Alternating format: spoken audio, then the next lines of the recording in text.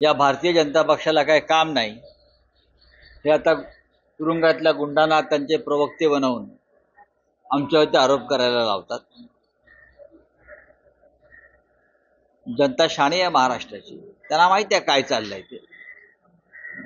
फडणवीसांनी या प्रकारचं राजकारण थांबवायला पाहिजे। अजून तरी त्यांना लोकसभेत किती मोठा फटका बसला हे त्यांनी पाहिलं। हे विषयात आम्हाला इंटरेस्ट नाही।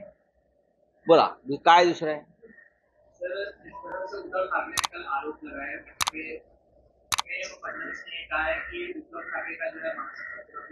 तो डीजे किसका मानसिक संतुलन खराब है सबको मालूम है। उद्धव ठाकरे जी ने कोई आरोप नहीं लगाया है। क्या आरोप लगाया उद्धव जी ने? आरोप क्या है? ये लोग भ्रष्टाचार कर रहे हैं महाराष्ट्र में, ये आरोप है क्या? ये लोग हार गए हैं लोकसभा का चुनाव, ये आरोप है क्या? कौन सा आरोप क्या होता है मुझे बताइए ना। मानसिक संतुलन की बात क्या है ये विधानसभा में पता चलेगी आपको। ठीक है।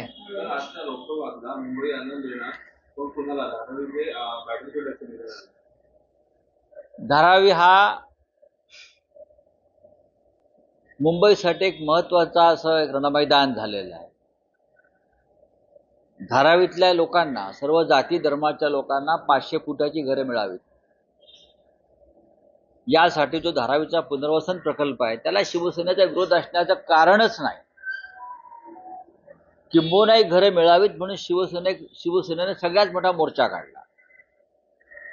पण हा प्रकल्प चुकीच्या लोकांच्या हातात जाऊ नये आणि या प्रकल्पातून महाराष्ट्राची आणि मुंबईची लूट होऊ नये, या प्रकल्पातून मुंबई विकली जाऊ नये उद्योगपतींना, ही आमची भूमिका आहे। धारावीचा प्रकल्प आहे ना, लोकांचं पुनर्वसन तिथेच व्हायला हवं। धारावीमध्ये आठपगड जाती धर्माचे लोक आहेत,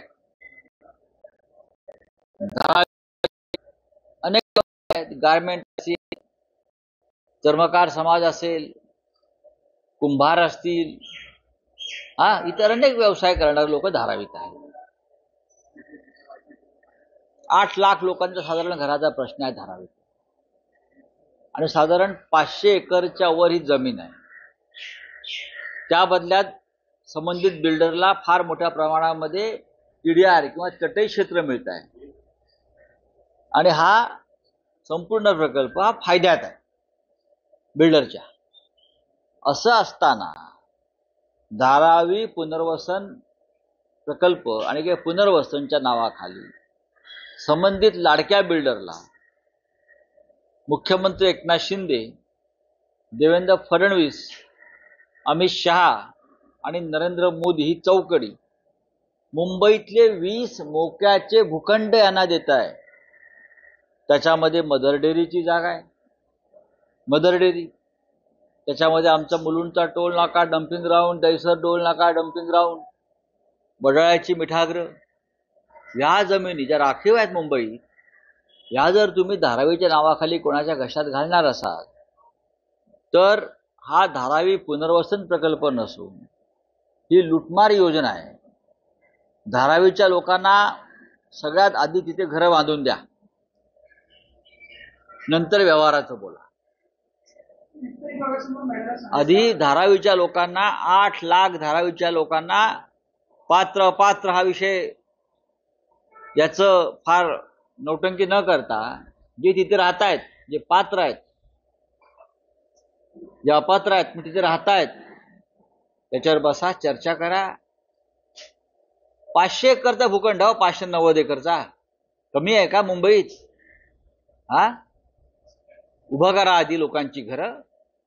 हे 20 भूखंडाचं प्रकरण काय आहे, कोणी काढलं, कोणाच्या डोक्यातून आलं, त्यातून कोणाच्या घरात खिशात काय जात आहे, हे सगळे आकडे आमच्याकडे आलेले आहेत। मुंबईत याआधी सुद्धा अनेक पुनर्वसन प्रकल्प राबवले गेलेले आहेत, म्हाडाच्या मदतीने राबवले गेलेले आहेत। पण एका उद्योगपतीला इतका मोठा भूखंड आणि त्याच्याबरोबर 20 भूखंडांचं दान बिदागी हे आम्ही प्रथमच पाहतो। ही लूट आहे।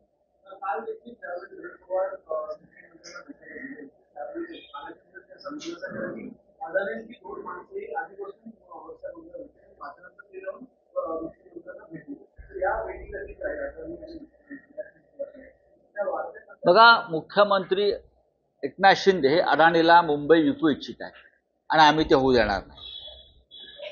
धारावी प्रकल्पाच्या निमित्तानं इतर काही ऊर्जा प्रकल्पाची प्रकरणं समोर आलेली आहेत. मला मी सांगेन लवकरच. आम्ही मुंबई महाराष्ट्र एका लाडक्या उद्योगपतीच्या घशात घालू देणार नाही. त्यांच्या मागे किती मोठी शक्ती असू द्या, मग आम्ही लढू.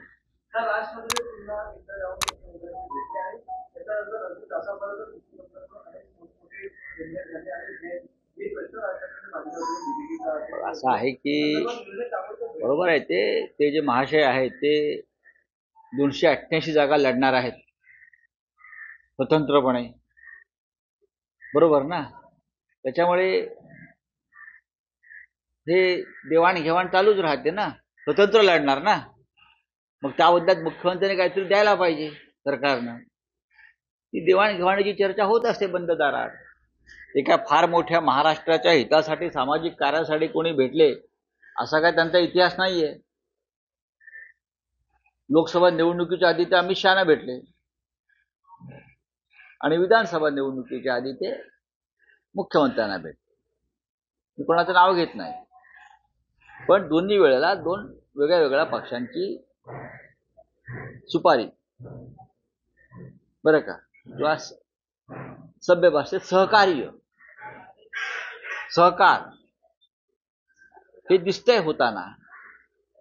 काही करून महाराष्ट्रात मराठी माणसाची ताकदीचं खच्चीकरण करायचं, यासाठी जर हे लोक मराठी करणारे महाराष्ट्राच्या शत्रूंशी हात मिळवणी करणार असतील तर इतिहास महाराष्ट्राचा त्यांना माफ करणार नाही.